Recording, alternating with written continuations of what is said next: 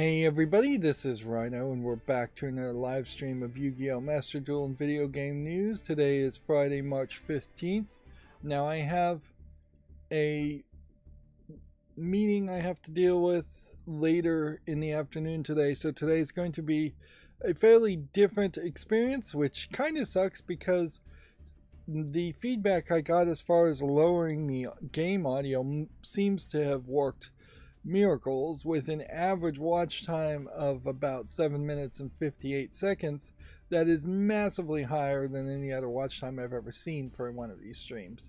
Now, in honesty, it's a 4-hour stream, so that's still balancing out a lot of people who probably stopped watching in the first 30 seconds with people who watched a significant amount of the stream, if not all of it, more than I doubt anybody actually watched it twice, which would really help is if everybody watched something twice or 3 times as far as watch times, but that's not realistic.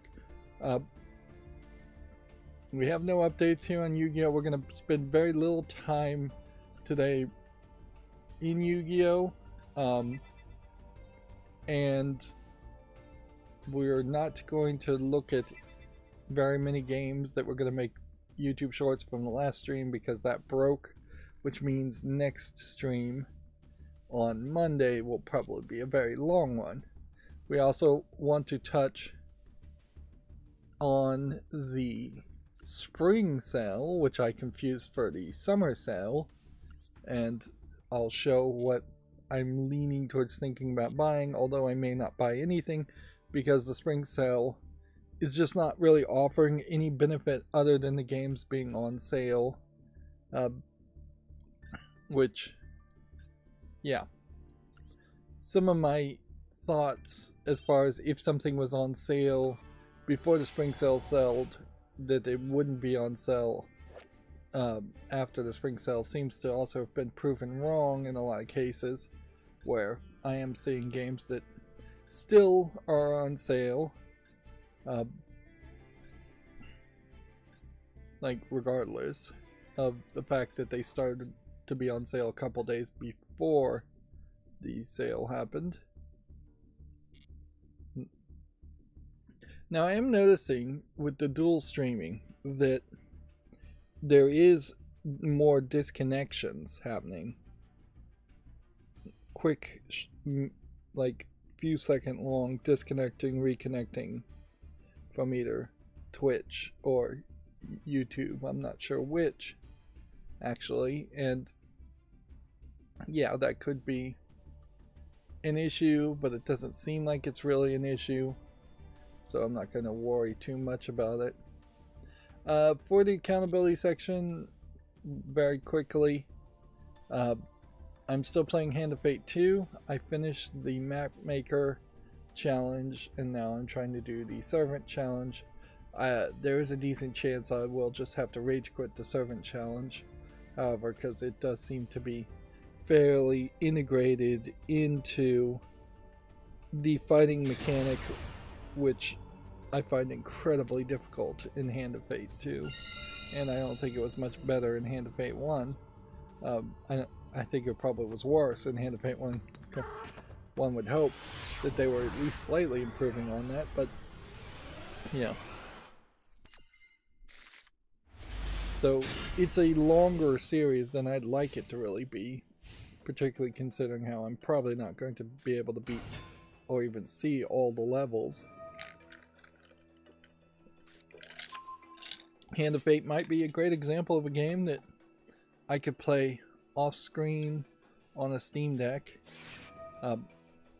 which, yes, it's looking very much like I need to get a Steam Deck for even extra reasons. It's either going to be a case where I need to buy a Steam Deck and get what I want and play what I want on Steam, or I need to buy the last few Nintendo Switch games that I would want to play and play those, because there is going to be a point in the next few weeks where I am going to have just major extra time commitments and it's going to almost certainly affect stream times, and is going to have me just sitting around out away from my computer. I don't want to go into too much details, but yeah.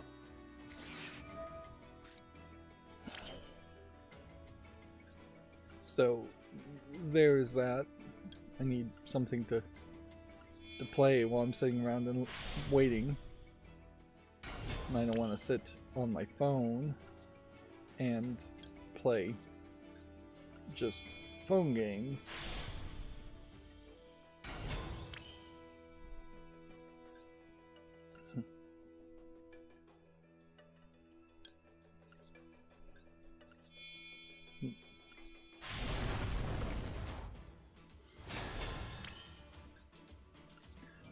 Well, I did like the map maker challenge here. I really can't afford to go quiet. I'm going to start talking about video game news really fast, and this definitely will be just an experiment on seeing how far and how fast we can make this stream, because I am targeting today, instead of a bloated going on for 4-hour stream, I am targeting a 2-hour stream with doing the extra spring sale commentary.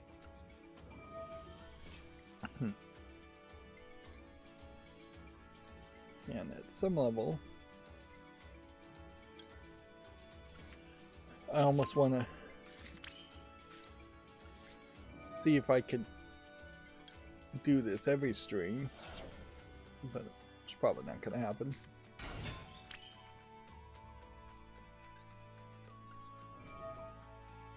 Right.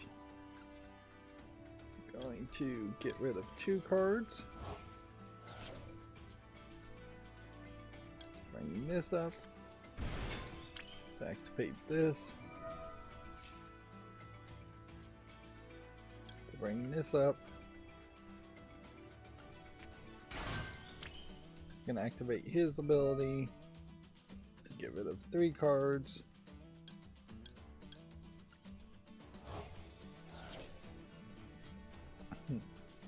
Bring this up.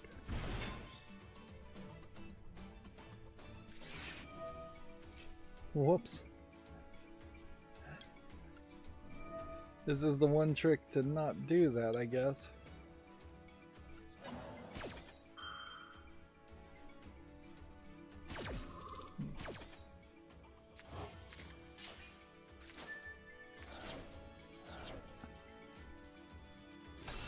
I literally caused my own failure there.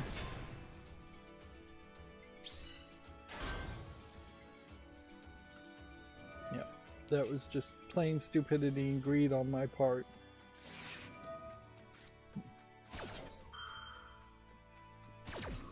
I should have just gone for Zeus and a few summons.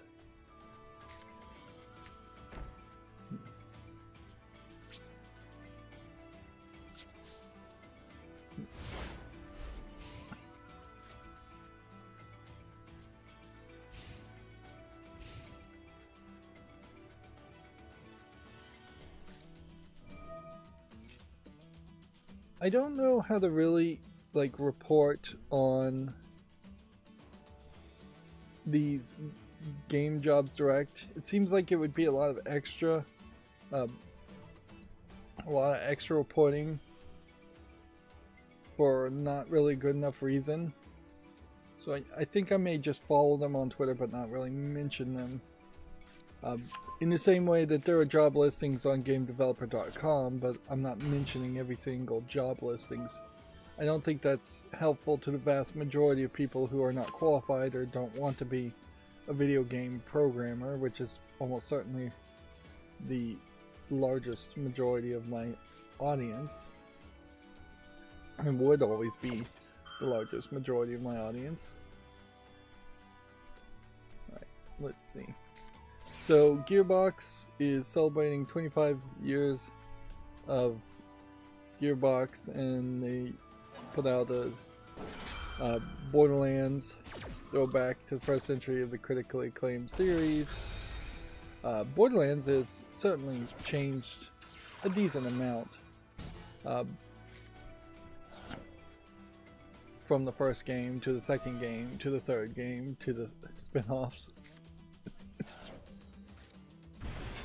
It is also kind of the only thing Gearbox really can say is exclusively their baby, where other things they've worked on, there aren't that many other things they've worked on in the first place, and they're not gonna highlight like Duke Nukem Forever being finished by them and not even really started by them.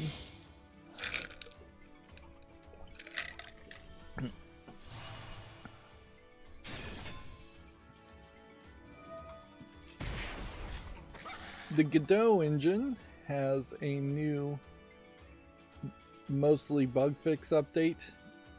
So version 4.1.4 and version 4.2.2, which would make me assume that the minor version here is probably an indicator of feature, so that this is probably the beta thread, and this is probably the stable thread is 4.1 at the moment, and then the point versions almost always are security updates. Yeah, 4.2.2 is a release candidate, and I lost there due to my own stupidity. I very possibly will play some Yu-Gi-Oh! Later today off screen. I mean, it could happen at least. It very possibly won't, though, because I'm just never really motivated to play Yu-Gi-Oh! And if I'm not motivated enough to sit through a 10-20 minute game, I'll just stop paying attention.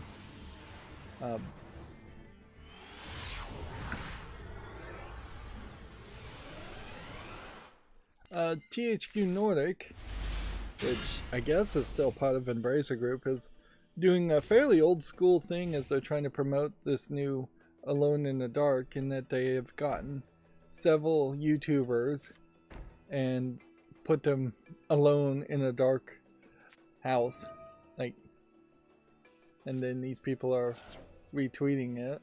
They're retweeting these YouTubers or content creators in general. I think I saw PewDiePie also was there. But yeah, that feels like a fairly old school way to promote something, though, is to try to have YouTubers or streamers do some ridiculous gimmick like that. And it does potentially make an argument that the strength of the game is not, they're not confident in the strength of the game themselves, because it would make a lot more sense to just have streamers, gamers, play Alone in the Dark and give their reaction, or play the game in the dark and then film their reaction there. But then we've already seen what feels like several poor attempts on Alone in the Dark to promote it as something, or make it look like something it probably isn't, making it seem like it might be more of a first-person shooter, third-person shooter game than I imagine it should be. Like Alone in the Dark should, if it's going to follow the tradition of the original Alone in the Dark games, it should have guns that have very limited ammo, and you use them very sparingly, closer to something like the first Resident Evil, not much later versions of Resident Evil where you just have infinite ammo. Resident Evil 4, 5, and 6 are great examples of where they get very, very far away from it being an actual limited ammo horror game. Which, weirdly, that is almost an argument for what do you define as fun, because I would say 4, 5, and 6 probably are quote-unquote more fun because you have less limitations on ammo and you can just mow down zombies left and right.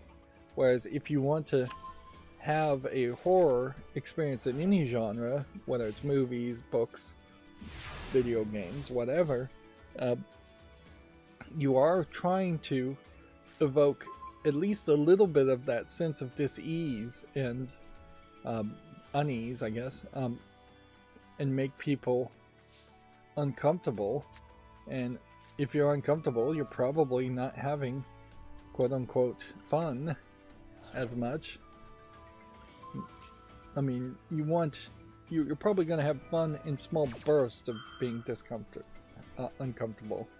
You're definitely not going to just outright love every second of it or feel entertained in the same ways.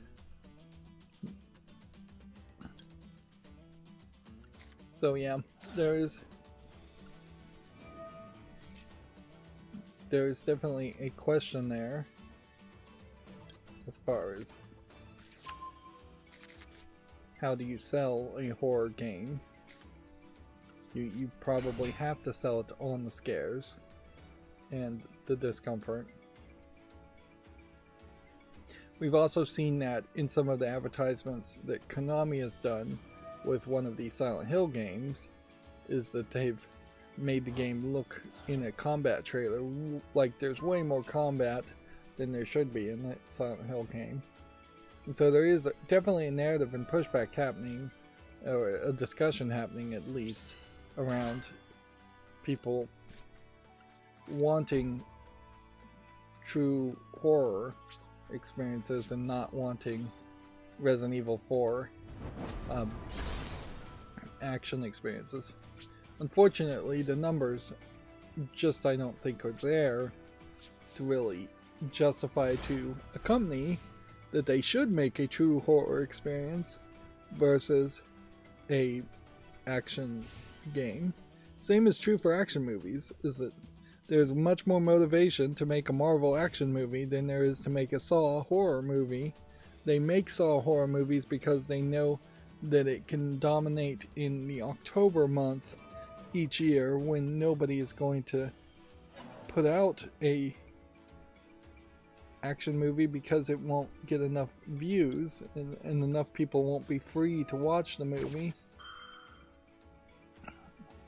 The same thing I don't think can be said for video games, where I think an action video game could easily be released in October and it would sell just as well. There's a difference between buying a video game and staying inside and watching a movie and going outside or going to a theater. GameDeveloper.com has a headline here. Here's what happened when Rovio integrated AI into its customer service pipeline. I imagine a lot of people have tried this, and I imagine it has not worked terribly badly, considering how the in-poopification of all services and all customer service just continues to happen too. We've been seeing, way before they even started using AI as a catchphrase, we've been seeing chatbots in customer service for a very long time. And for the most part, a lot of people, I think, are well suited to go on a website and use a chatbot to answer very generic issues, which is going to be the vast majority of customer service issues. Excuse me while I pour water from one glass to another. A lot of these games in Yu-Gi-Oh!, once you just get stuck, it increasingly is obvious you should just surrender and just save your time.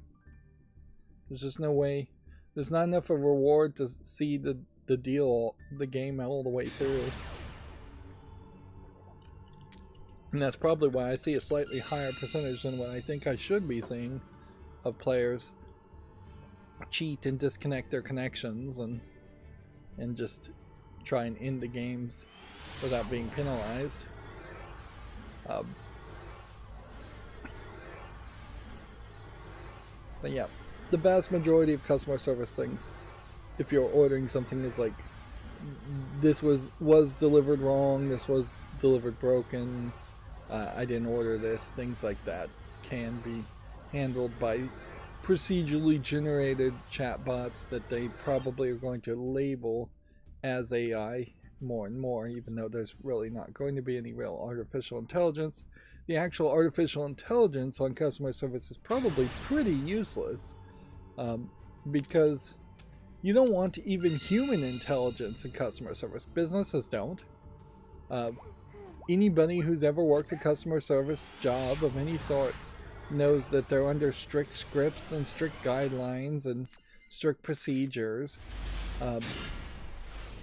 Anybody who works in customer service for a decent amount of time almost certainly would make their job easier if they could just actually help people instead of making people jump through hoops. I had a TV break and the customer service, even up to the managers, are following scripts just to piss people off, just to not help people. And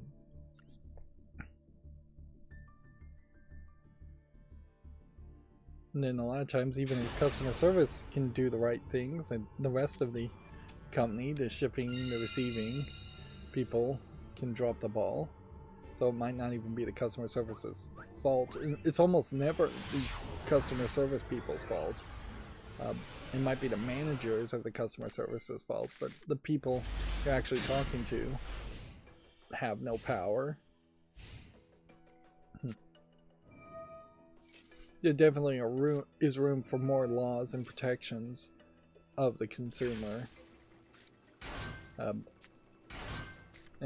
it's a real shame that you get slightly more protection if you buy something on a credit card and you have to get into the whole banking credit system just to have some level of purchase protection or warranty on a lot of products, so you can dispute the charges. And in many cases, disputing the charges is just too dangerous of a thing or too much of a hassle to do. If you dispute the charges on, say, Xbox or PlayStation or Steam, more than likely your entire account, including hundreds if not thousands of games you've bought previously, may get locked out, and then you can't play any of them.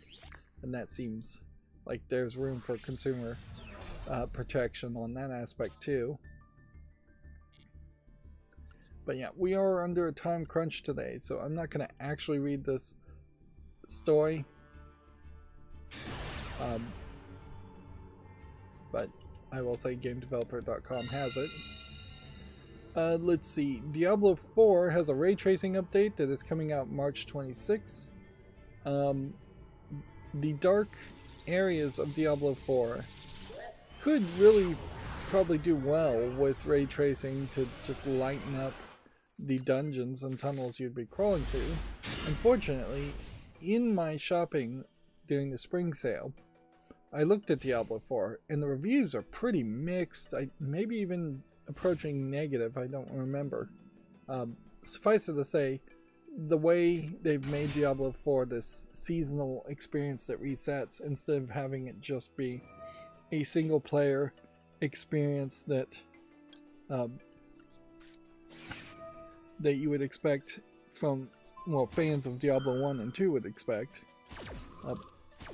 makes it really undesirable to actually try and play. And people who are playing it aren't liking it for probably more reasons than just that one. So a little visual ray tracing update isn't going to change things. Which I think that reminds me well enough to just mention it here. The vast majority of what I did shopping for the spring sale, and this is probably something that I've suggested I should do this at every sale, is I should either go through the fall list and do some major fall list cleanup, or I should go through the wish list and do some wish list cleanup. So in this sale, I did wish list cleanup. I went through the entire wish list, just trying to look at games based on their ratings, which Steam did not really sort the wish list based on ratings, so I ended up just going through all of the games on my wish list, looking at them, looking at certain games that were just rated poorly, considering whether I should really keep games if they are just the bad version of a sequel to a good game. For instance, like Trying 3 is one I probably still will want to play because it's only one bad game out of 4 games, but even that seems kind of crazy to do.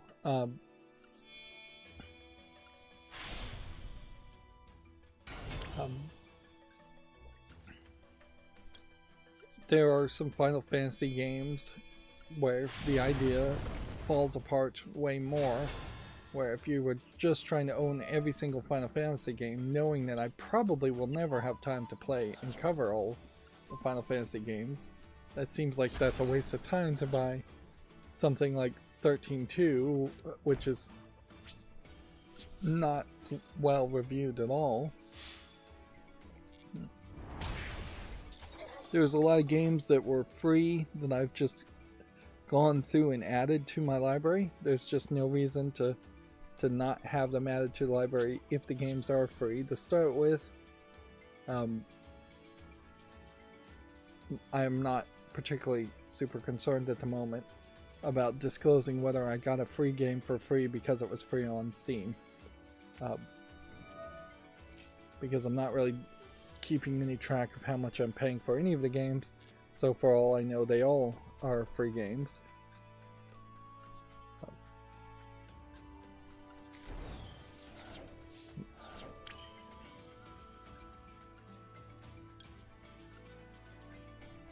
So yeah, it was a lot of cleanup happening on top of shopping. And on the aspect of shopping, I have so many games and so little time at this point that there's only a few extra reasons, special reasons to buy games. If I think they are going to potentially maybe be delisted or pulled from sale, if they have some major historic relevancy, if maybe they won't be compatible in the relative future, or if they're games that I specifically want to play and follow up on what games I'm already covering and playing, which that is probably what I should exclusively be buying, is just games that I specifically want to play and want to speed up the process. There should be a shift towards playing newer games. Most of the games I'm playing are pretty old, and we'll get into that more as we go.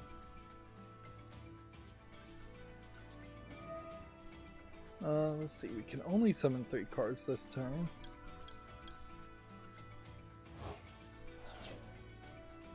Which means we should just be able to win.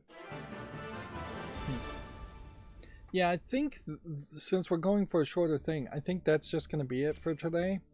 This will be an interesting experiment, certainly.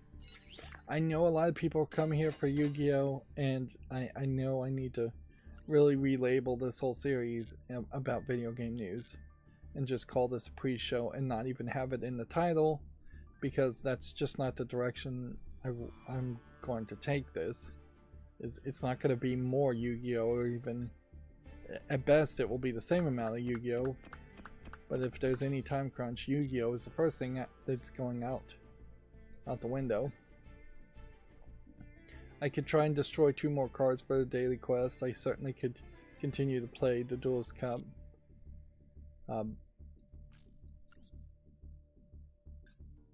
I have now very consistently also taken bathroom breaks in all of these streams, and I think that's probably going to stay around. I don't have a way of really avoiding that. We have a decent amount of progress still that would need to happen, and this ends in, let's see, would that be 9 days? 9 days to try and get up to 20, if we can get that far. but then we also need to get to at least platinum, and ideally I'd like to get to diamond, but they never give me enough time, or I never play enough to accomplish that.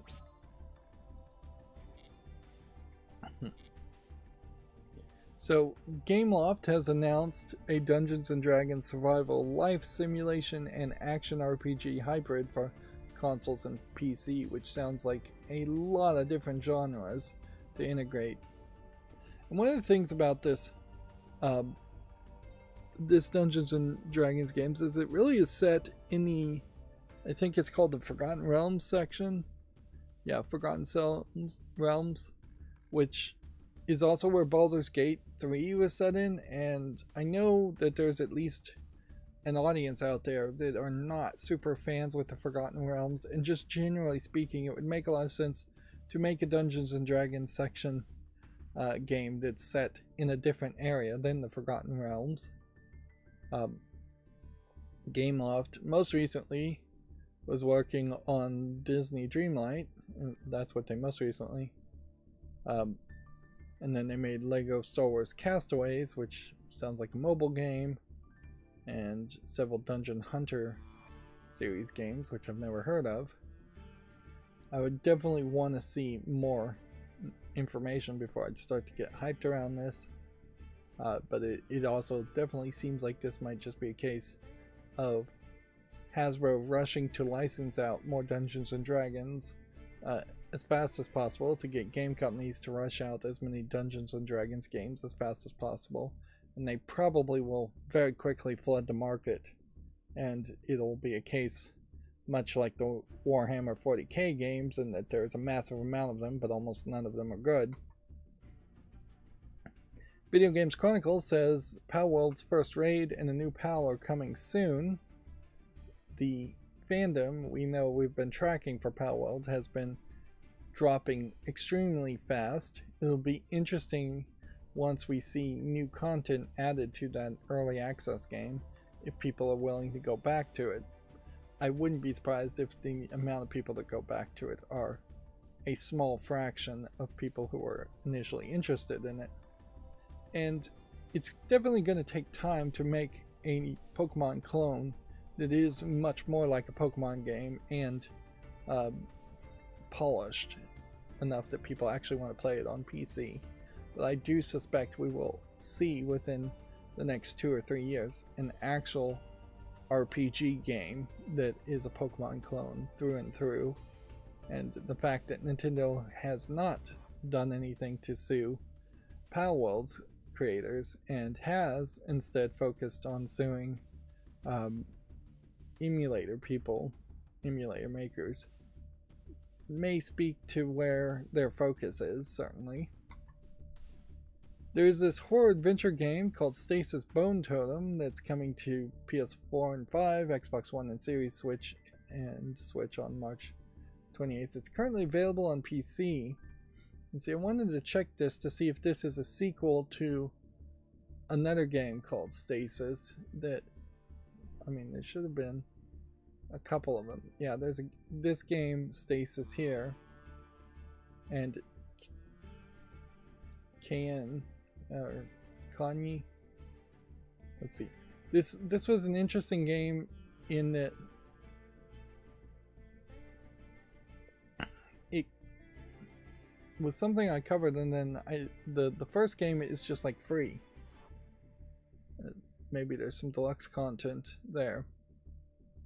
And it's kind of a point and click adventure, but it had this intriguing trailer here where this lady is either dreaming, which I think in the third game in the series you have to assume it's not a dream, and then she's in this experience alien abducted, and she has this like impregnated belly that she doesn't know about, and so there's this weird armor on her with a big pregnant belly as she's walking around. The thing about this trailer when it first was shown though is that there was just no gameplay in it at all, so you were only seeing the very nicely polished intro video and then you play the game, and it is this odd horror point and click experience.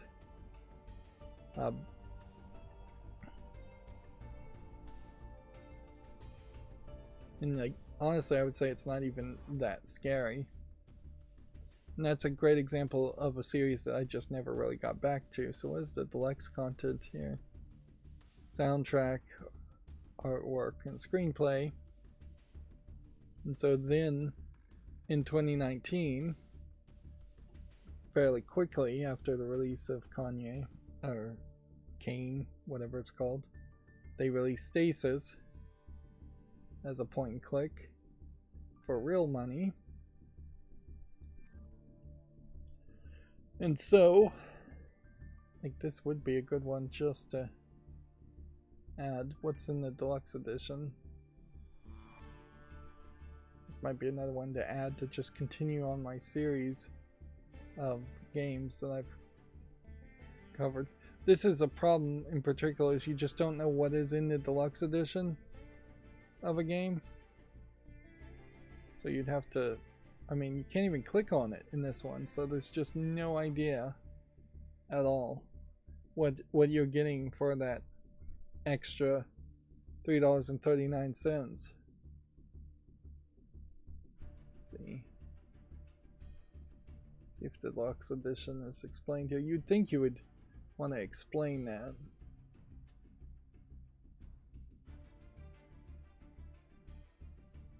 Let's see.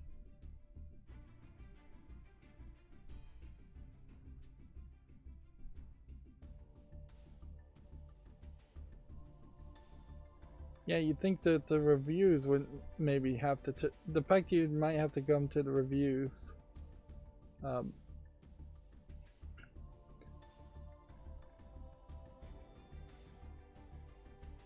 Janky old school point and click janky. And see, that's kind of crazy that you would have to go to figure out. You're either just going to throw money down the toilet for art books and soundtracks you don't care about, or you're just going to buy the deluxe edition, or not buy the deluxe edition.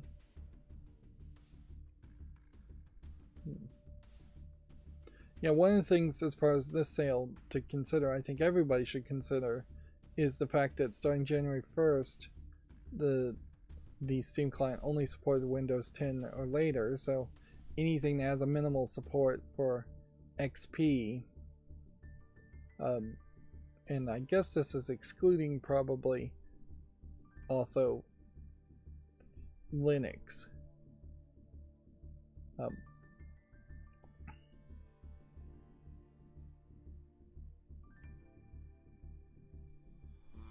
There was a Kickstarter around this game. You know, alien abduction isn't covered in a lot of story tales, and alien impregnation certainly isn't covered in a lot of stories. Let's see what the deluxe edition upgrade says it is. That's, I guess, the only way you figure it out. Digital download of Stasis, art book, soundtrack for 4K wallpapers, none of which I really care about. So, let's see. Add that to the universal cart, I guess.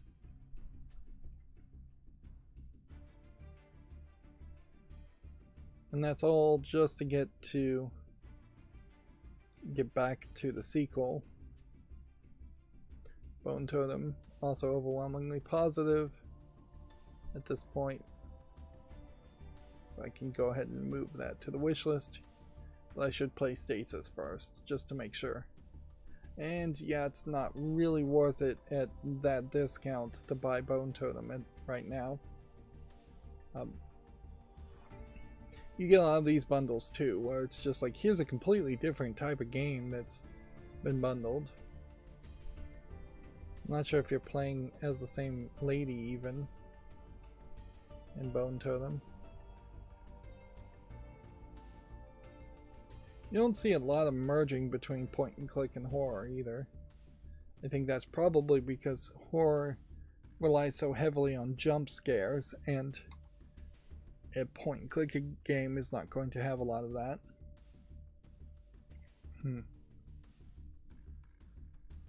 But yeah, certainly the fact that you could even make a trilogy around a horror point and click series is surprising. And it definitely shows that point and click adventure fans are probably a little desperate for content in any games at all.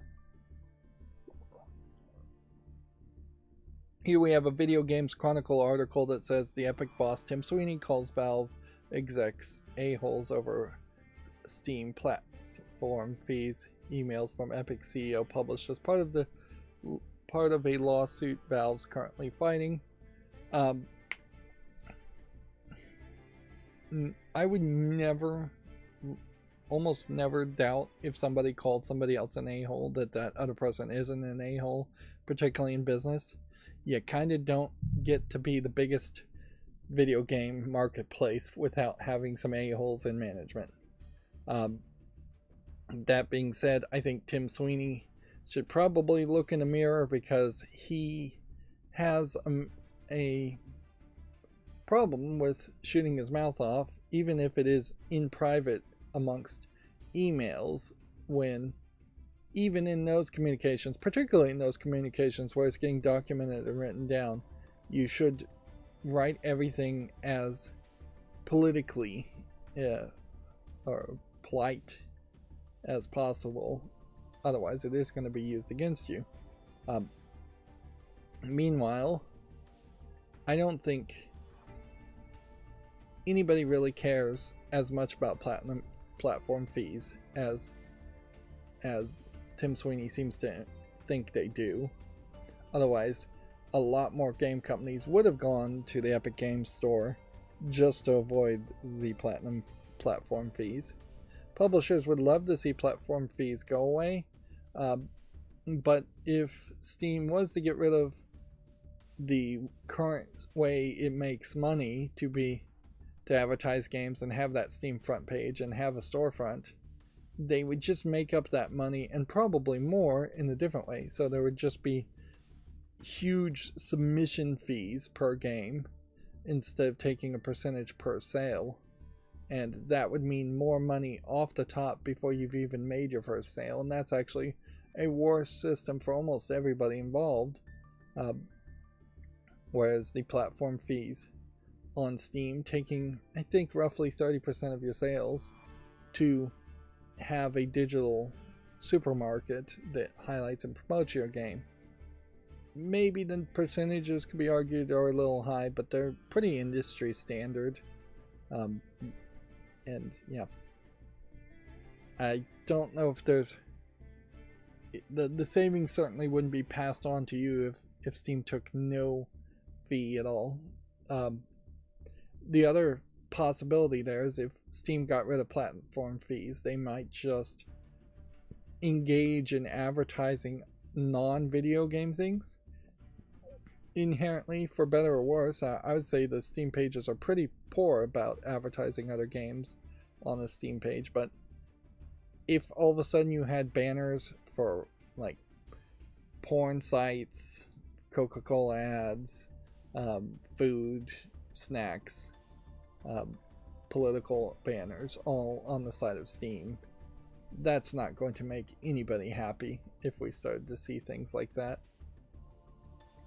So yeah, I can't really hate on platform fees. And yeah, Tim Sweeney is losing more of the lawsuits than he's winning, and he's losing more hearts and minds, certainly every time he opens his mouth. He didn't.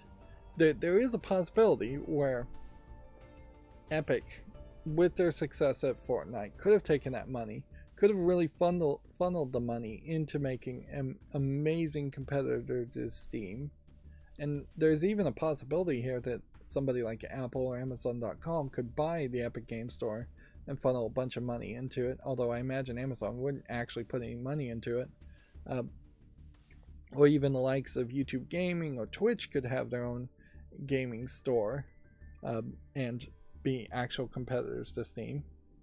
But that's not what Epic has done. They've made a bare bones storefront that panders to only the most butthurt of publishers and developers who don't want their games to be allowed to be reviewed or have any kind of feedback, and don't want to, that they want to demand people consume their product without any consumer criticism or feedback at all.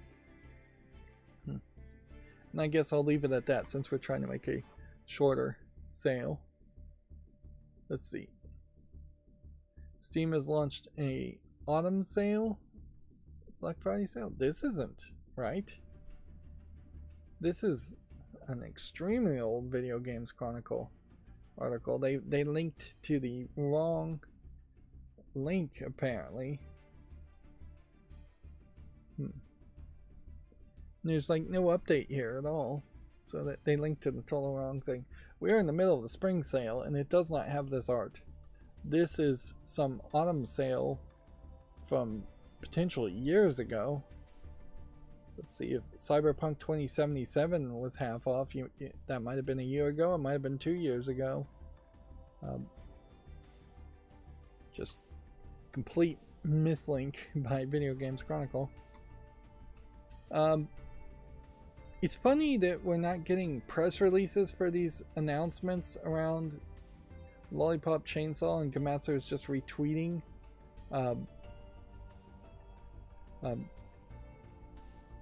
but yeah, this guy who made Lollipop Chainsaw did put out another update that in the remaster of Lollipop Chainsaw, players can choose from either Yoko Hikasa-san, or the san is not part of her name, san is just an honorific, or Iri Kitamura in the Japanese languages. So they've added a new Japanese voice actor to play the role of Juliet. And he says she is also someone we all know and love, so she might be a fairly famous seiyuu. This is an interesting black and white image that they've accompanied with that. I imagine in the remake, in the English version, you're going to get one voice actor that was the original voice actor in English, and that will be that. Now, this is concerning and makes me think that I should probably buy the Ninja Turtles Cowabunga collection on Steam during this sale. Because Ninja Turtles Cowabunga collection is getting delisted, but only in Japan at the moment. Now, I imagine having a collection of multiple games was a nightmare to negotiate in general, and particularly in Japan with their tighter copyright laws. But I also imagine that there may just be a lack of interest in maintaining this product. We see Pretz on the chat saying, oh, it's the news portion, too bad. Yeah, I didn't do much Yu-Gi-Oh! Today. I'm on a tight time limit today. But we will be doing a little bit of news, and then we'll be showing off what I am thinking I'm going to buy for the spring sale. And then we'll be back to the headline news at the end.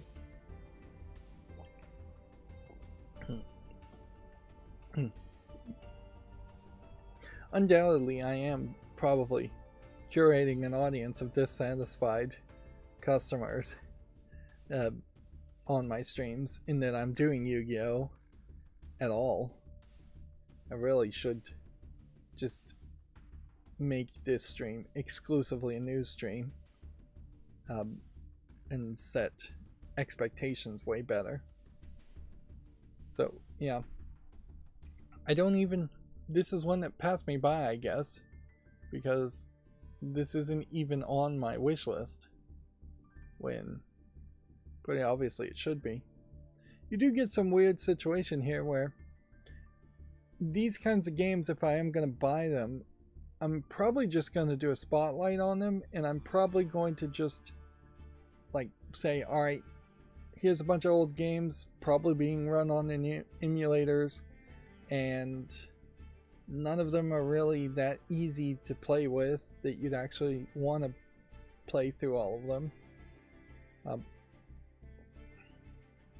I think it is the other Ninja Turtles game that I would be more interested in, not the Cowabunga collection, but the newer Ninja Turtles.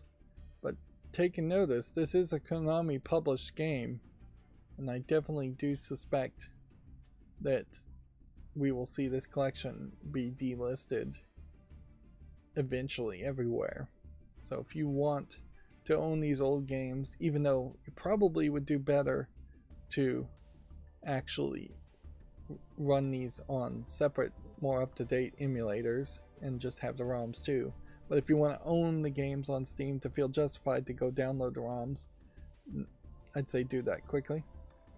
This is the original NES Ninja Turtles. Notice how all the Ninja Turtles have the same red bandana in this, because the Ninja Turtles comic was, I believe, black and white originally for the first few issues, and so it wasn't until later that they started to have different colors. And being a comic, it still would be fairly limited in how many colors you would want to actually put in a print. And each one of these images feel like they are separate box art or concept arts for different generations of Ninja Turtle games. Some of these obviously are also black and white Game Boy games. And yeah, you try and play an old Game Boy game, it's either going to be incredibly difficult or it's going to be incredibly short.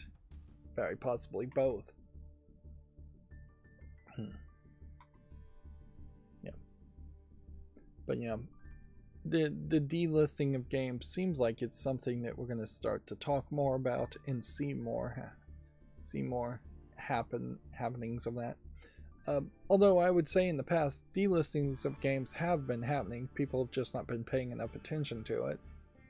Discord is going to allow devs to make in-app games and server-free apps, which Discord is constantly trying to expand itself to be something other than just a forum/chat thing. And Discord is in this weird position where it is a centralized social media site of sorts that can't really compete with something like Facebook or Twitter, and also didn't jump on the bandwagon of being decentralized and federated like something like Blue Sky or Mastodon, which I would argue puts Discord in this weird mushy middle for the service it offers. Discord makes a lot of sense for individuals and private entities. It doesn't make a lot of sense for businesses or people who want to be more public.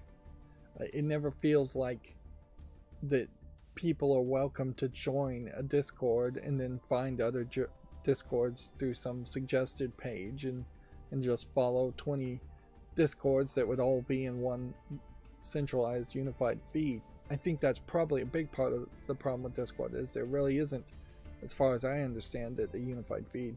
I really don't understand Discord much at all. I've used it a couple times. I've made my own Discord, which is pointless because nobody's following it. But yeah, I really haven't put a lot of energy into learning it.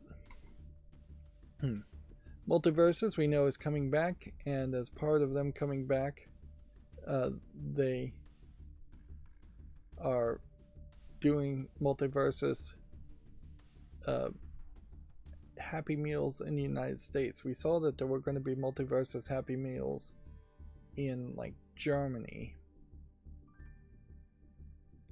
Apparently there's some kind of Multiverses card game too, so they are trying to bring back attention to a game that has been pulled once and see if they can get people hyped about it.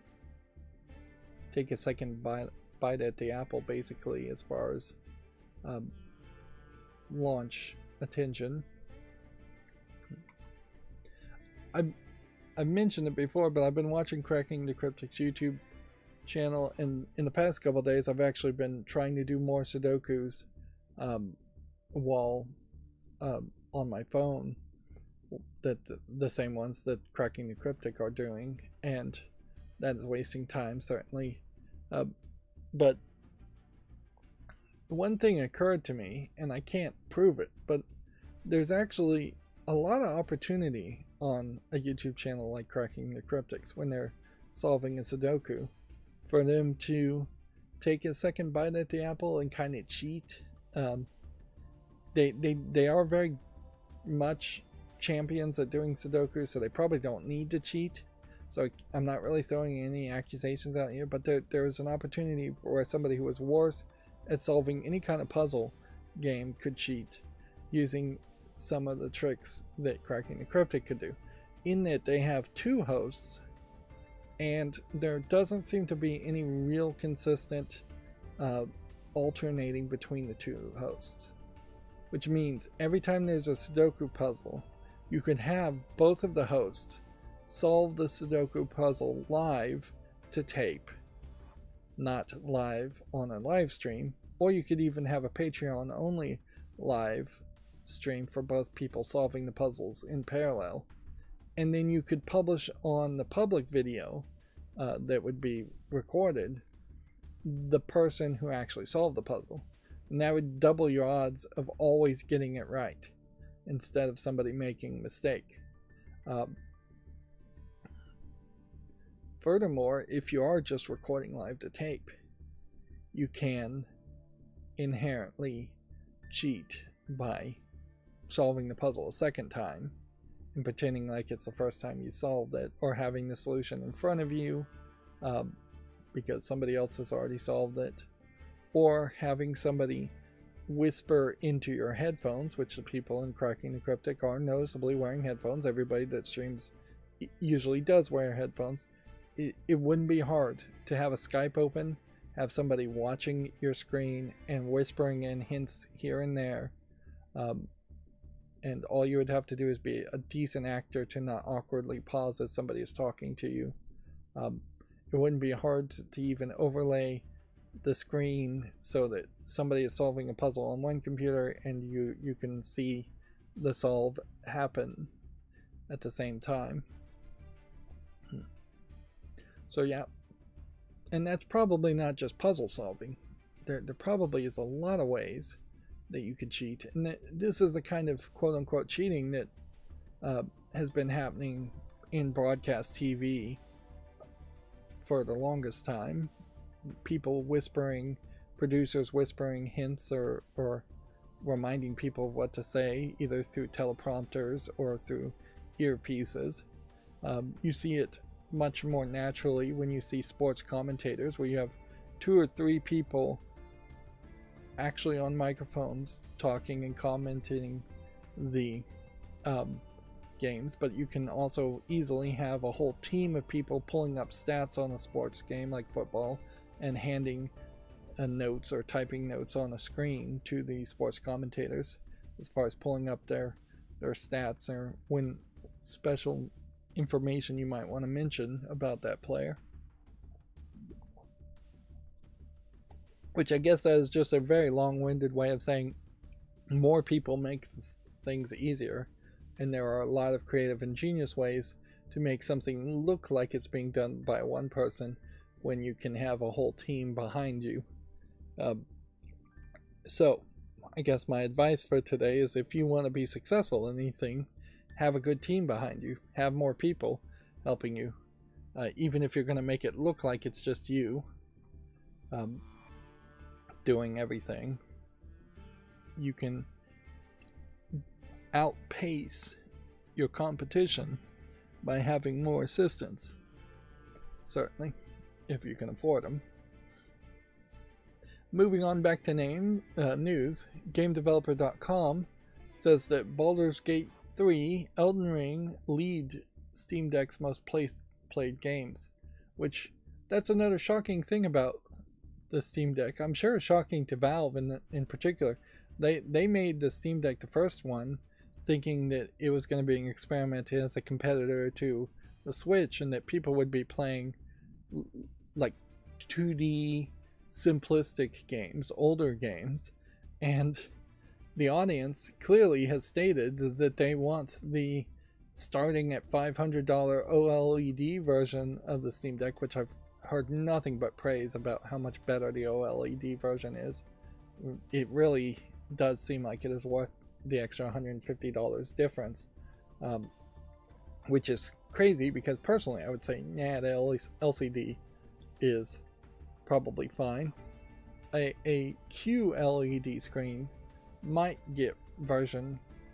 do well if they could make screens in that size and at a decent resolution, because then a QLED screen might be almost as good as an OLED at significant savings in the price.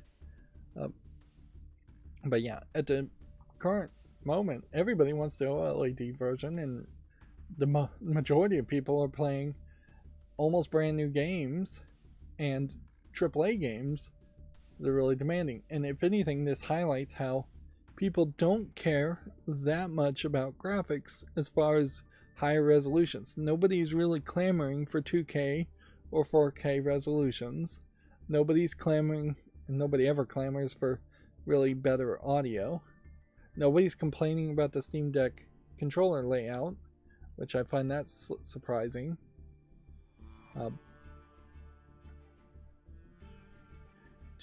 Then you'd think there would be more pushback on that. Let's see. Moving on. Video Games Chronicle says the Saber COO has confirmed development status of 3 games after Embracer sales raises doubts. Warhammer 40k Space Marine 2, John Carpenter's Toxic Commando, and Jurassic Park Survival are all still in the works. It's going to be the first John Carpenter based game in a very long time. There was some more evident news I heard about this sale in particular, from where Saber bought itself out, or a parent company or a sister company to Saber bought Saber from Embracer. They also seem to buy about 6 other companies at the same time and several games. So it's a more complicated deal than just they bought their own freedom. If anything, it seems like there's a real shift in who's going to be in charge.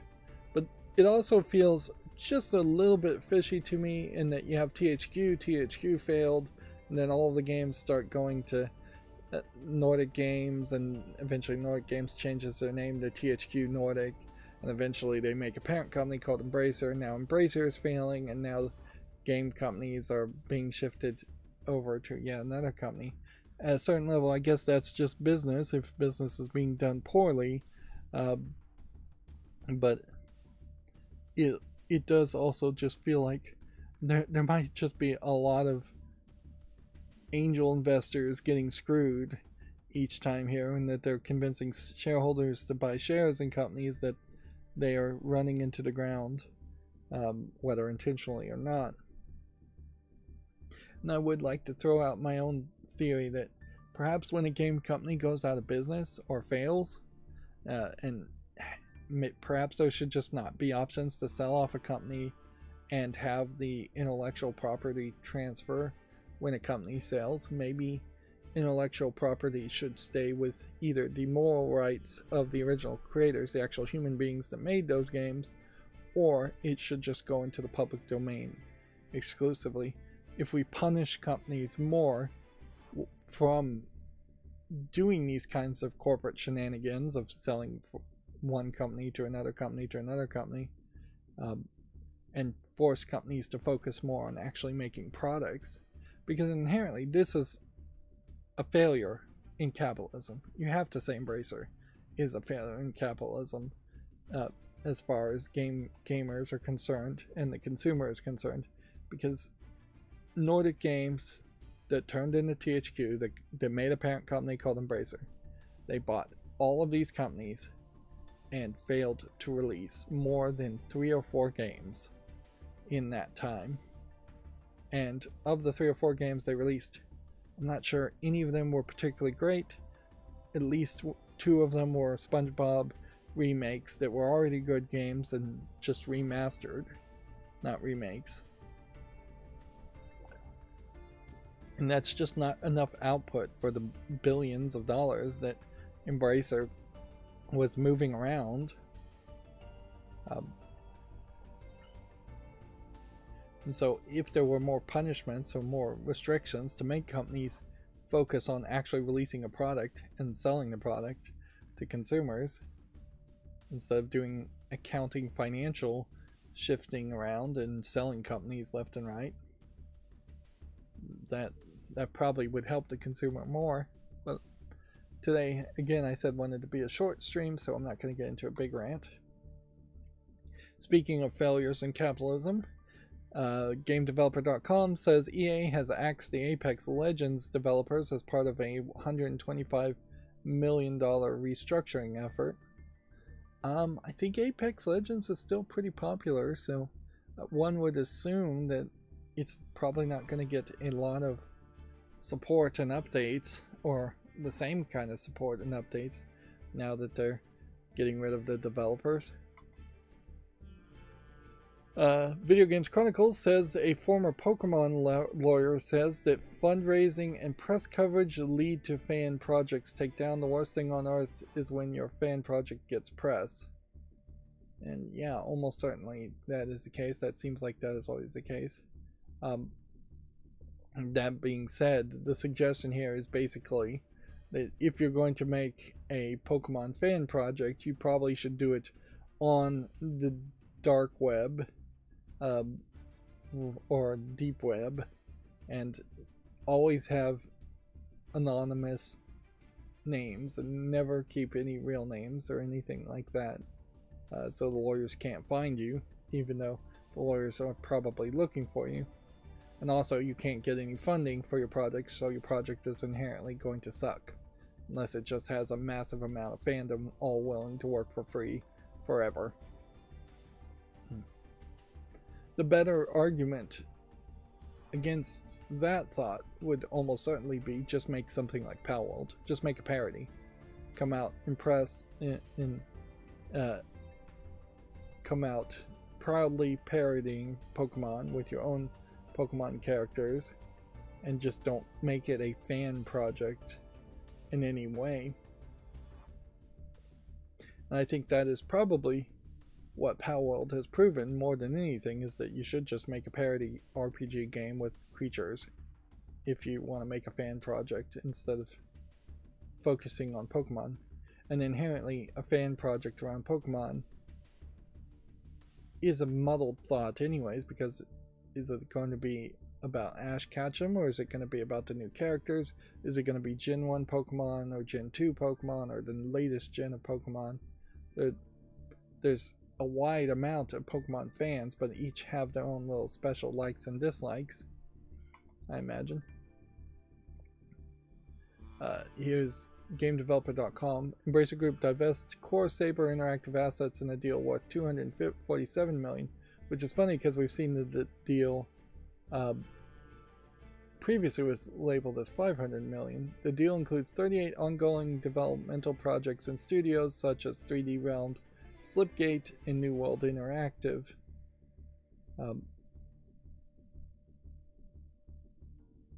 Yeah, it's funny. It seems like maybe the numbers got confused in my mind, because Embracer purchased Saber for $525 million and now is selling it for $247 million, so they've lost half of their value investment there.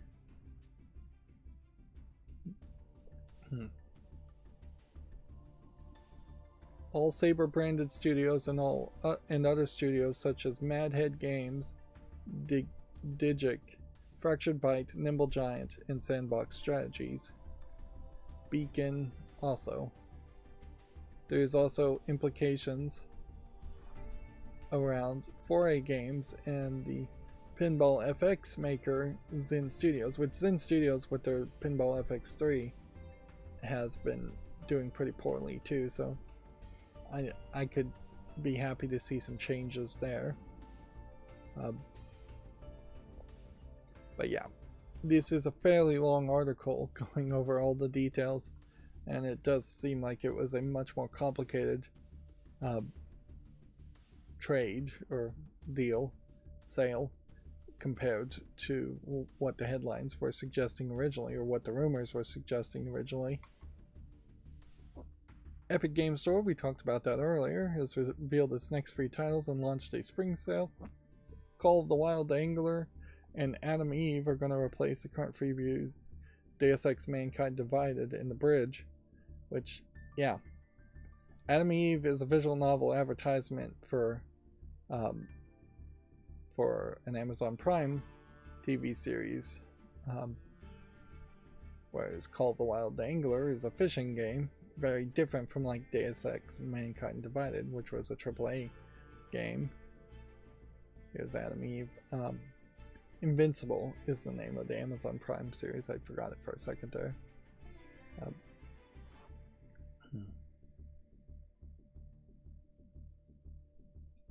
Here we've seen some actual numbers. Players apparently spent $950 million on Epic Games Store last year, including $310 million on third-party PC games. And then the Epic Games Store gave away 86 free titles in 2023, down from 99 in 2022. These games had a combined worth of $2,055, and users claim nearly 586 million free titles downloaded down from 700 million in 2022. So yeah, it doesn't seem like the Epic Games Store is doing particularly well. It's crazy that this game is for sale at all anywhere. It really should be free as just a simple visual novel cross promotion. And it is also, I guess, somewhat crazy that it is on the Epic Games Store and the Steam Store instead of being given away via Amazon Prime's own app store on mobile phones, Android phones, or through the Twitch Prime free gaming function. I'm hearing more about this game, Sea of Stars, and it does seem like it's gaining in popularity here. Sea of Stars reaches 5 million players. I will leave it at that from GameDeveloper.com. I'm gonna obviously need to do more research there. Tekken 8 players have found a glitch that lets them cheat to have massive costumes. So this is like a giant pink hat, and by glitching it so the hat is way bigger, it hides the hit boxes and the hurt boxes of the player, and so they can just totally beat the other player, because the other player can't even see where the person is. All they could do is flail about blindly. So with this glitch, those people using the glitch are going to be banned according to the producer. But this is definitely not the kind of news you want to have around your fighting game, and not the kind of news we hear very often around the fighting game. We already talked about how the Disney Dreamlight Valley studio Gameloft is making a Dungeons and Dragons game. Alright. Oh yeah. This doesn't have anything to do with streaming, but I was experimenting on getting my security cameras to get what is an RSTP? No, it's an RTSP. Real-time streaming protocol, I imagine is what that stands for. Link. You can get that to play in OBS. So in theory, I can have my security cameras in both they have a preview mode and a record mode. The preview mode is a smaller amount of bitrate. I could have my security cameras streaming if you wanted to. I don't know. I imagine if you were going to just have like a porn house where there's multiple rooms and they're all cycling and streaming, or if you were going to stream to like a private stream so that you could watch over a house when you're away on vacation, that might make some sense there. I thought during the pandemic in particular, it would have been a great idea to take that same concept to a higher level and have high schools and colleges have security cameras that are still acting as security cameras but are also acting as camcorders, so that the teachers can still be in their classrooms presenting lessons even if the students are watching via a stream.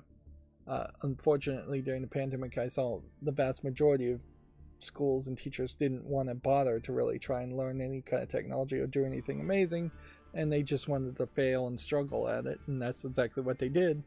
And they just failed an entire generation by being too lazy or too stupid to learn a new technology. In my case, if I was going to really use it, though, and this has nothing to do with video games, I probably would just have it on my preview screen. In OBS, you have a studio mode where you can have the current program that is what is being shown right now, and then you can have a preview. In my case, I have a timer screen I've made on my preview, and I never actually switch. You're supposed to switch from preview to program a lot in between each transition, but I never actually do that. So I could add to the timer screen just in the background my security cameras. There is, unfortunately, though, questions certainly around that, as far as, are you just wasting bandwidth that could be used during a live stream, and choking my network completely, because it very possibly would choke my network, particularly since I could have an infinite number of cameras. With one security camera system, I could have 16 cameras going, so 16 different streams in parallel if I really felt the need to do that. I probably wouldn't. For the most part, just a front door camera would be more than enough, just to see if somebody's going to interrupt me or knock on the door. Yeah, maybe a front hallway and a front door camera, 2 streams. So that's something I figured out how to do. I was struggling with it quite a bit because I spelled the URL, which is different based on what device you're using.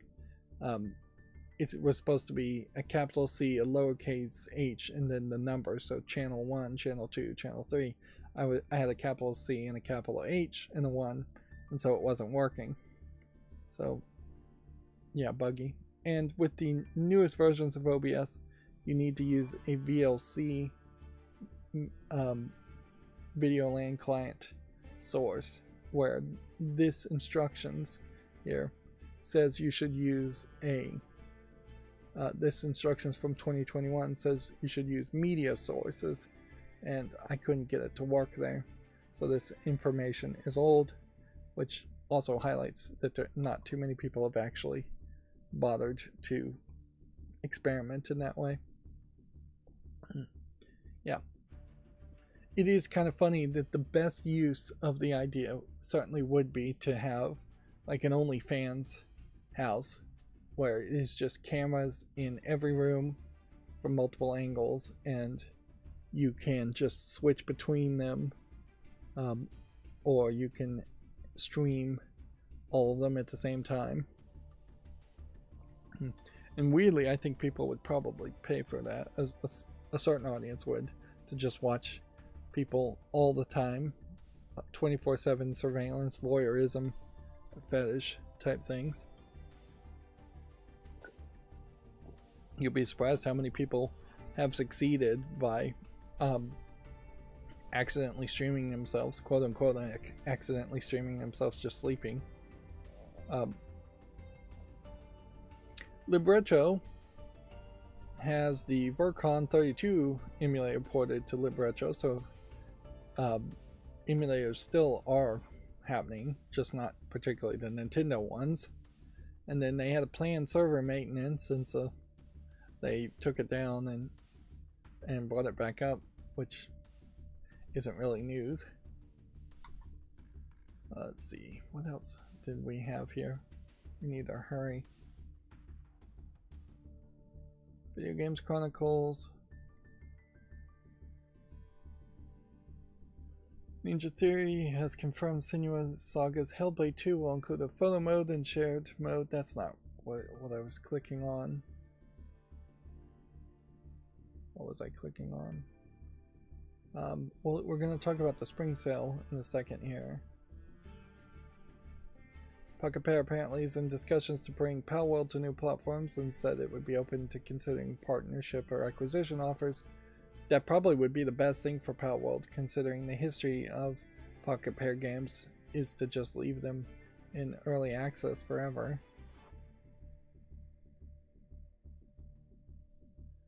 People are really hating the Star Wars Battlefront Classic Collection in that, in particular, they only spun up 64-player max servers to support the online play when there's thousands upon thousands of people trying to play.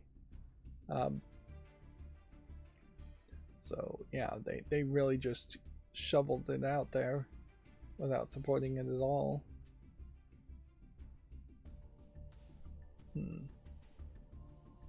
I'm trying to see if there's anything else here worth mentioning. Sonic and Angry Birds crossover event has started, taking place over 5 mobile games for the next few weeks. Next week.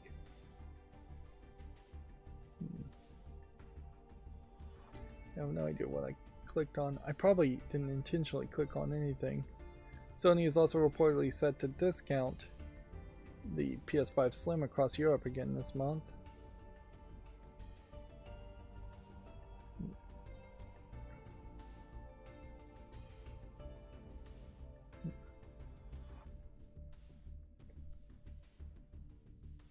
Yeah, I don't think any of these older articles are things that I really want to bother to try and talk about, so we'll move on. Yeah, and I said earlier I wasn't going to highlight games that are being listed, game jobs, so I'm not going to talk about this. Ziv Davis, IGN, is looking for a guides editor and trending editor, which is kind of surprising. Ziv Davis is even looking for a human instead of just AI replacements. Now, I've kind of sworn off talking about cosplay because YouTube doesn't want me highlighting the lewd cosplay that is the best, a significant portion, I won't say the vast majority. But I do want to point out something here, that when we look at the color palette that's being used in the Amazon Fallout trailers, it is all very brown and dirty and dusty, which is in line with Fallout. But I do want to point out here's an example of what it could have been, that they could have flashbacks where it is much more bright and colorful in the colors and the appearance, or at least in the vaults it could have been much more bright and colorful in the events. In the vaults is what I'm trying to say there. And yeah, that could contrast certainly from present day and outside the vaults more, and just add some needed color in the costuming. There's also not very detailed in a lot of outfits. Here's another cosplay that is still fairly brown and dark, but feels way more detailed than what I've seen as far as the outfits in the Fallout trailers.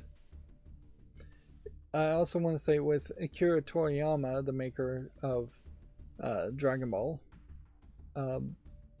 passing away, there was definitely some uniqueness there in that a lot of the cosplayers, even the lewd cosplayers, were bringing out old cosplays of them dressed up as Dragon Ball characters in a weird kind of tribute to him. It seems fairly inappropriate. I mean, I know that's what the cosplayers do, is they cosplay, but maybe they should have taken a moment for silence. I also suspect that we will see probably some kind of sale around Steam at some point around Dragon Ball specifically, so now might be a pretty bad time to buy Dragon Ball games, but it probably is still fine. Video Games Chronicle says US game spending could be down 10% this year. This is from a market research firm, Circana. Which, yeah. I also want to say I saw a new YouTuber who went to the Video Game Museum in Frisco, Texas, and he showed a lot more footage than what I think the Video Game Museum has ever shown themselves as far as what their museum looks like. They have a lot more display stands and things that I would have just thought they wouldn't have. They do a pretty poor job on their own website of just showing off footage of what they have, and I guess maybe that is because they think that would prevent people from coming, but I don't think that's really going to stop anybody from coming to a video game museum. I still heavily question if a lot of the video game museum, the National Video Game Museum in Frisco, Texas, isn't still very much a hands-on kids museum / arcade. There's no telling if they have any backroom collection at all, or how much of a backroom collection they have. And there's certainly just an infinite amount of displays and things you could collect, much of which are going to be in fairly rough condition if you can get them at all, the older they get. Now, as far as sales being down, yeah, I can believe that sales can be down for anything. I think we are just moving into people being broke more and more, and with people being broke more and more, we would very much see less and less purchasing of things. I saw an article about how people aren't buying fabric softener as much as they used to, which I'm not sure people need fabric softener as much as they used to. The fabrics themselves are pretty soft these days. OBS released version 30.1. This has a rewritten image slideshow source, game capture, audio capture on Windows, HDR for HVEC over RTMP for YouTube. So I'm probably going to want to buy either a 5 or 6 series video card, and at that point I probably am going to try and upgrade the technology, not anytime soon, 2, 3, 5 years from now, but at that point I probably will try to upgrade. But without monitors that support HDR, it's going to be just a major overhaul to have high dynamic range footage being captured to stream over a new protocol, and yeah, it will probably be very slow adoption to the point where people on cell phones and their own computers can watch high dynamic range footage. But particularly for video games, I think HDR will be beneficial once it just becomes very standardized. Pipewire video capture device sources, GPU rescaling for outputs, AV1 support for WIP, which I don't know what WIP stands for, and more. So it's big updates, certainly, when you have a major change, but version 0.1 also indicates that it probably was something that needed to be updated from a version 0.0.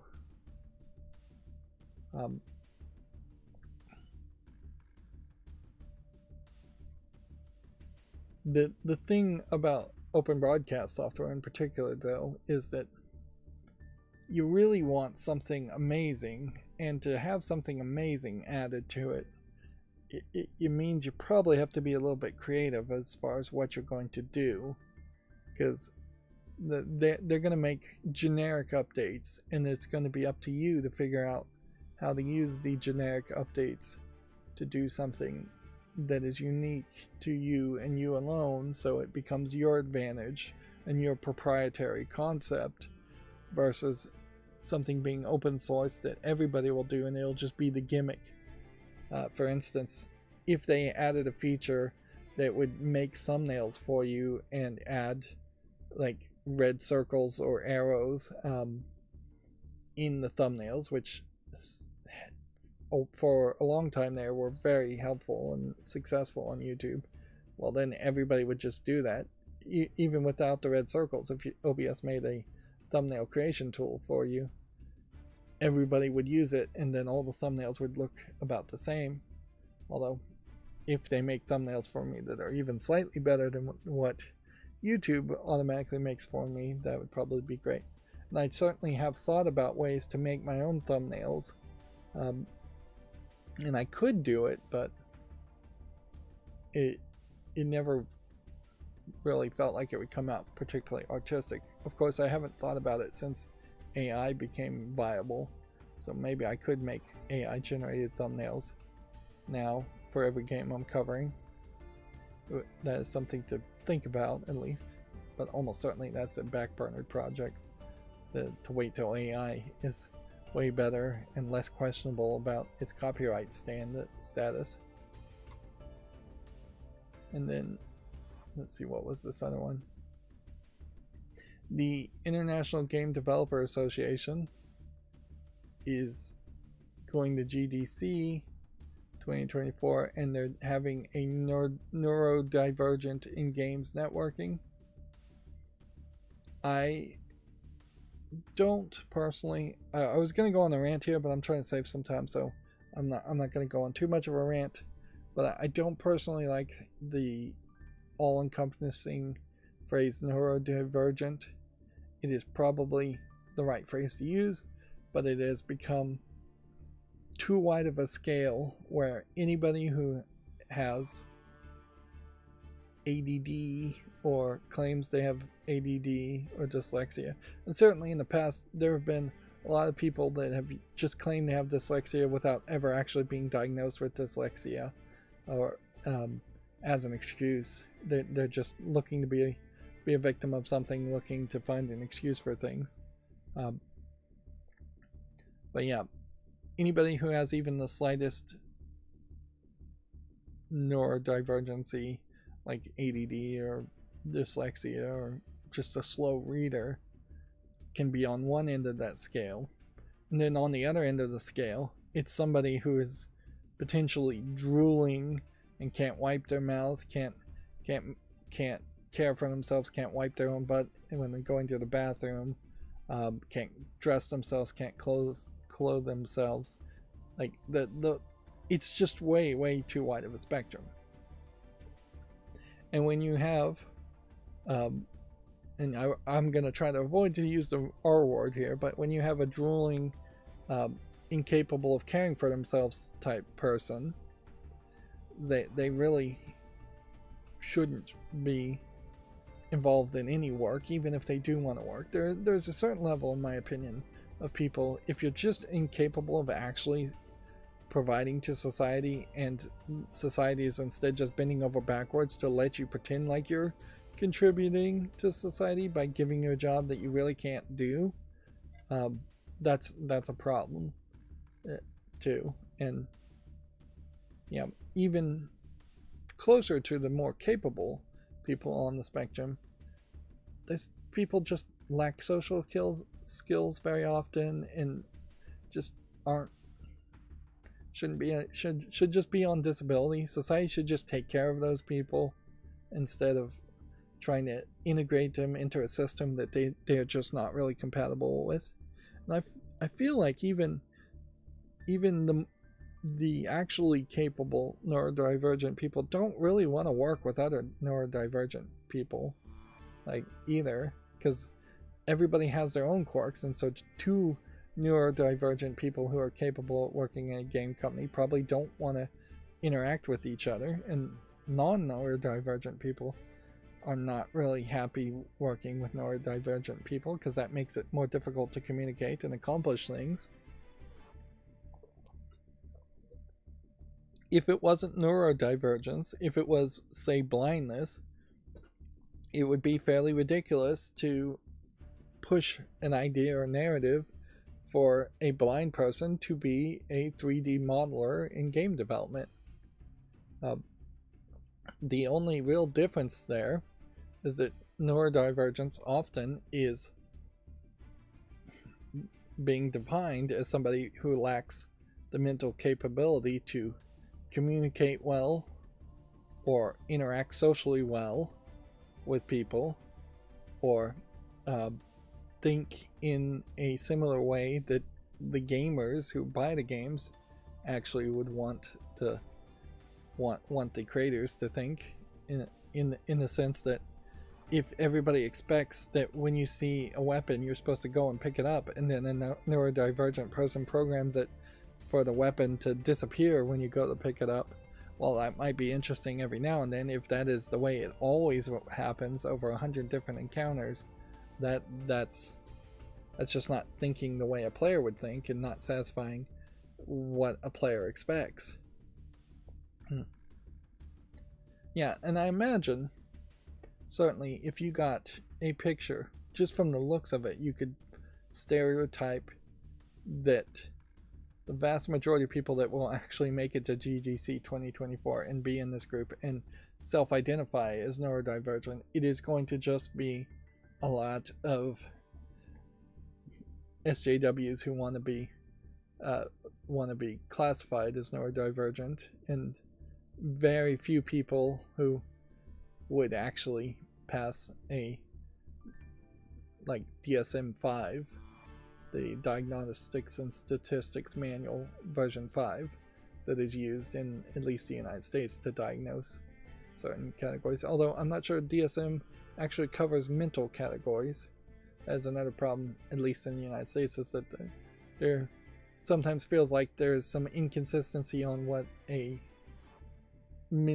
who and how people are diagnosed mentally. And in the United States too, they don't really want to deal with too many people who have mental problems, so they are reluctant to diagnose people, and even if people are diagnosed, they're reluctant to actually help people. The Steam Deck refurbished listings, I've been trying to follow these for a while now. I just don't think that refurbished units are ever going to be listed again, unless they do something weird with the summer sale and release OLEDs that are refurbished, which would be an intriguing twist, certainly.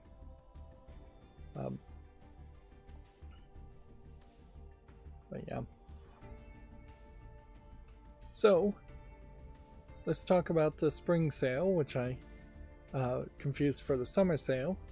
You have an anime cat girl with a Valve logo here, and an anime cat with a hat as a delivery girl. She's going through her phone, I guess, trying to get the GPS to the next location. Now, what's weird here is I've never really seen anybody have like a phone holder on their leg and a leg strap. I've only seen that in porn of hentai, where you would have a controller for a sex toy strapped to your leg. She also has a backpack, so the leg phone holder or the leg holder here seems weird. Maybe it's getting a little too anime. And then the rest of it is just falling leaves, and you have a Steam logo in here. But when you can't click on this in any way, unless there's some kind of secret click, nor are they giving away points or trading cards in the spring sale, so it is really not much of a sale, and probably a skippable sale. The summer sale and the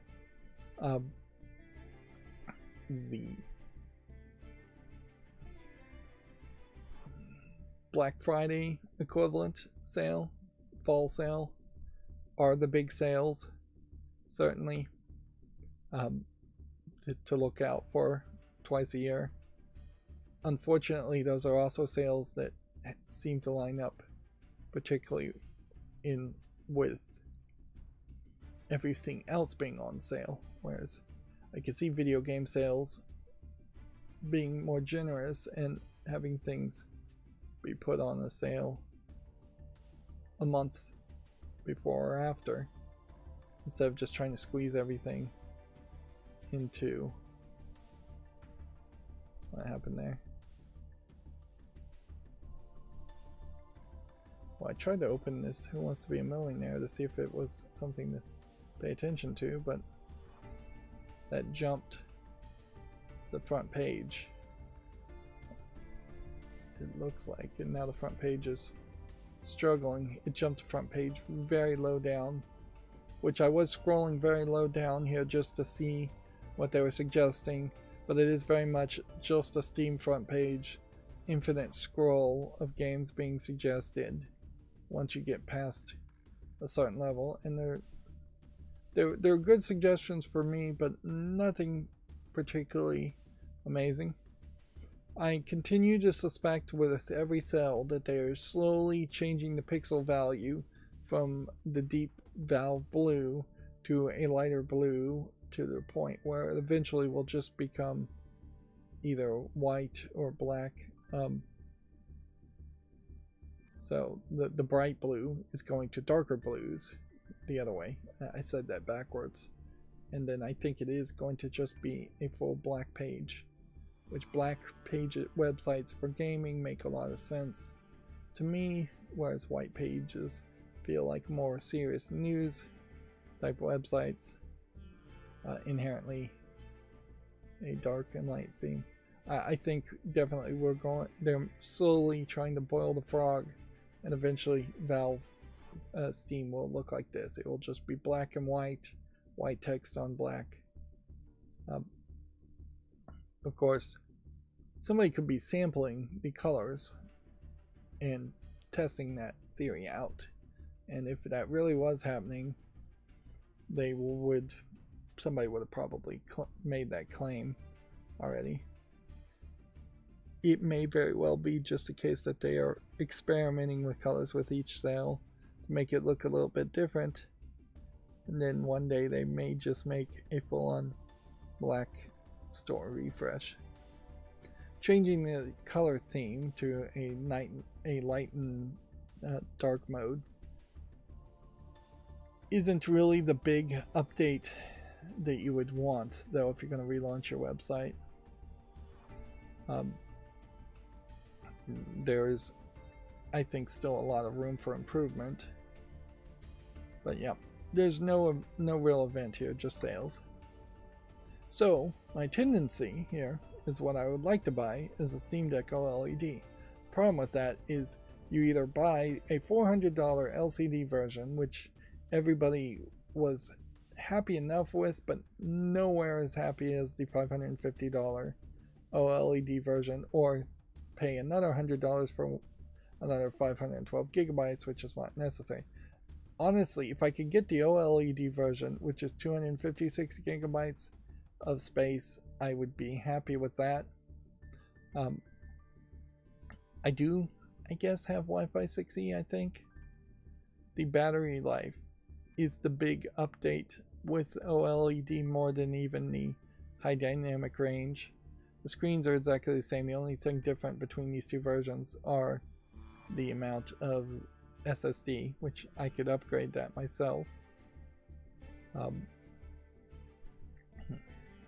You get a longer cable also with this version, and this is at the 6 nanometer process, but this is at a 7 nanometer, which roughly that means that it might have better battery life because of that.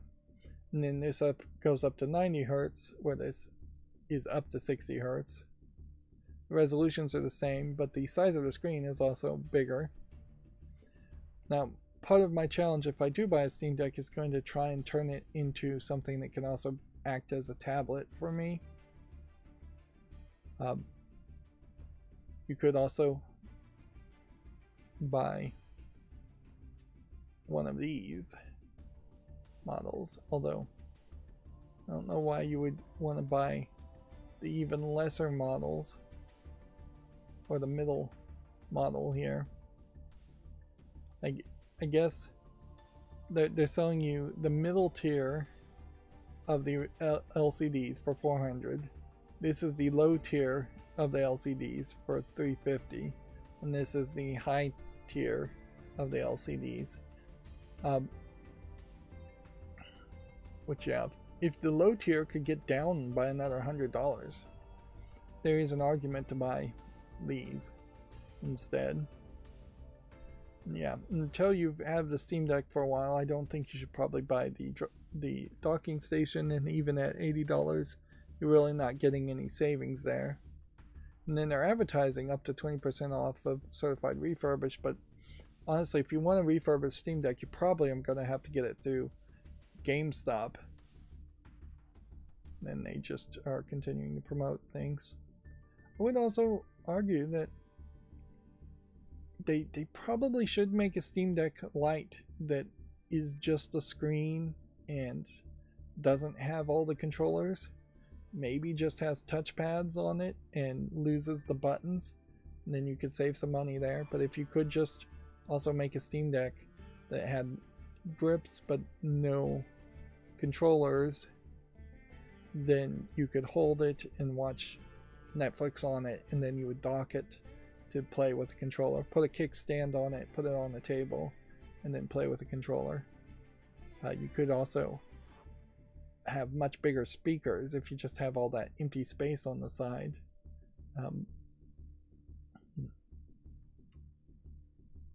So I do think there is probably room if they were going to make a new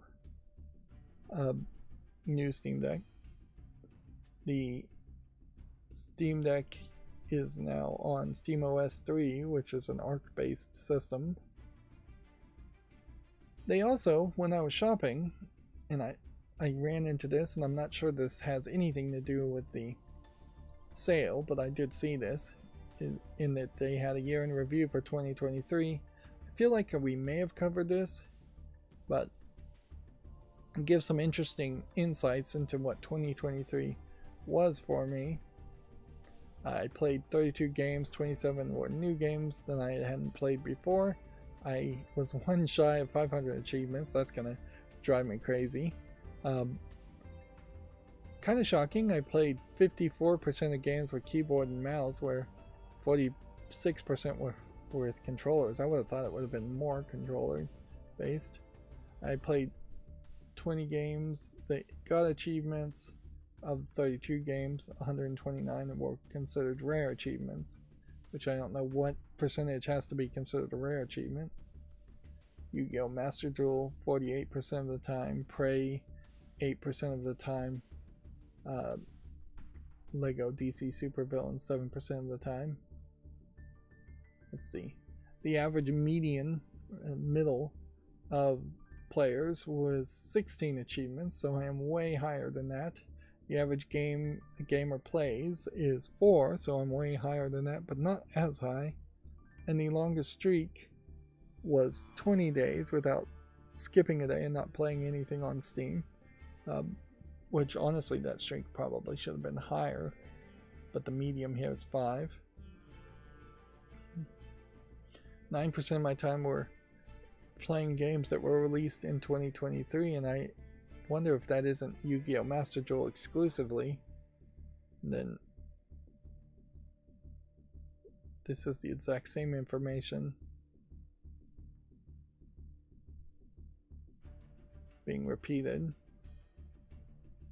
I only earned 2 badges of many things that could have been done, although most of these things are probably wastes of time.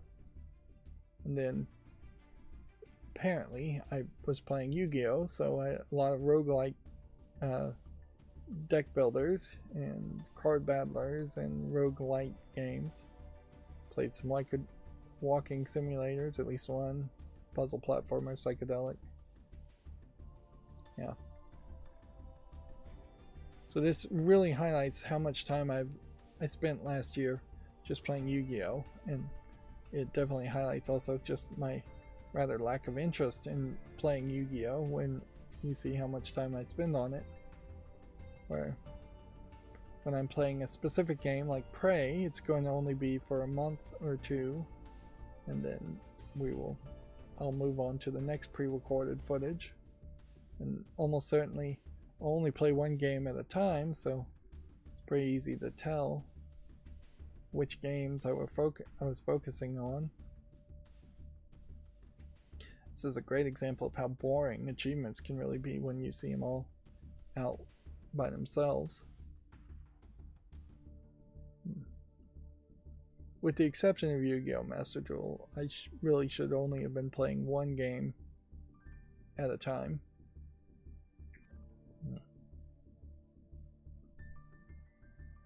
from January 22nd to February 11th was my longest streak.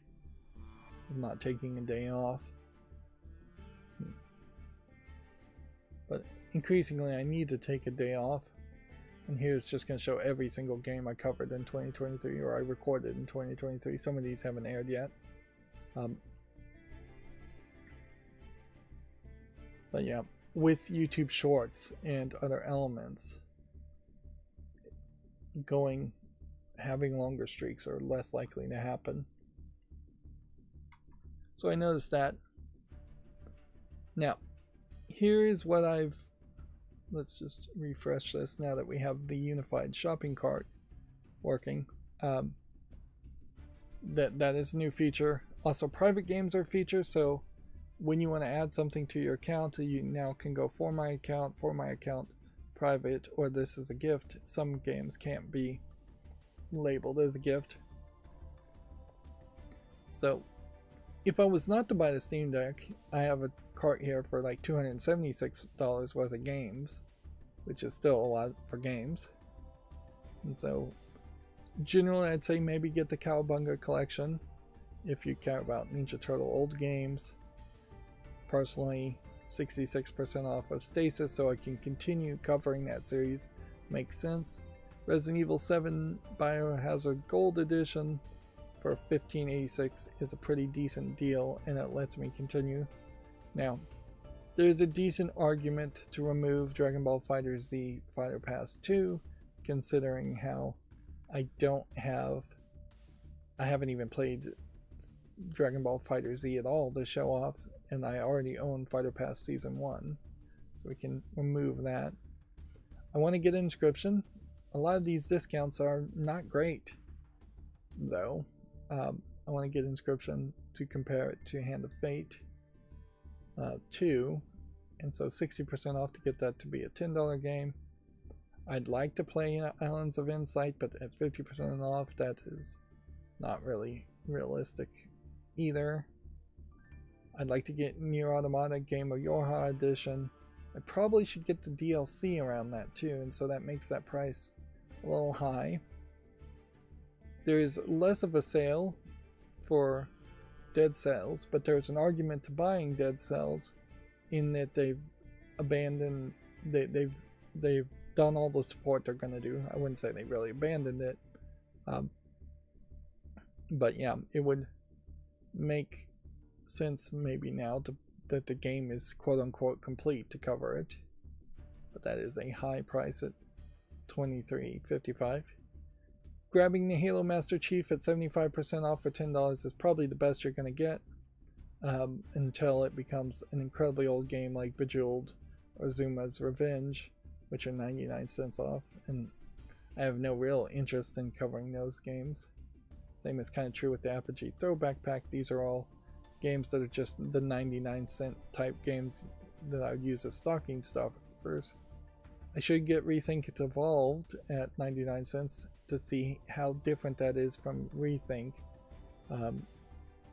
The old Alone in the Dark original games are 90% off at $1.49. Much better discounts now. You can get Metro Last Light Redux for $1.99. I think that's a decently reviewed game. And then there's definitely some arguments against some of these games. Like, I'm not really going to cover SimCity 3000 Unlimited, so just remove that. I do want Dungeon Keeper 1 and 2. I would like to cover the Talos Principle, which makes an argument to not have 2 puzzle games. This is a bundle that, since I already own the first Talos Principle, that gives me a slightly better discount at $16.90. I would like to play the Monkey Island, the newest Monkey Island game, for $13-14.49. That's maybe a little too expensive, particularly when you compare it to like getting Doom Eternal, which is a lot of these are bundles that are completing for games I already own, and that's really the way to do it. I'd like to get Bloodstained and Bloodstained Ritual Knight Iga's backpack, but that's $5 of DLC. And then you get Bloodstained Ritual of the Night by buying this bundle, which includes Child of Light, which I already own, for $7.99. So together you're getting at a $12 there. Slay the Spire is 66% off for $8.49. I think I can make an argument to play Inscription and then something else and leave that off.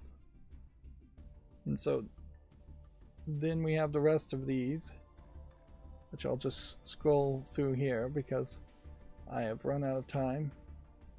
There's definitely some crazier ones, but yeah, that's gonna be it for this stream. As always, thanks for watching.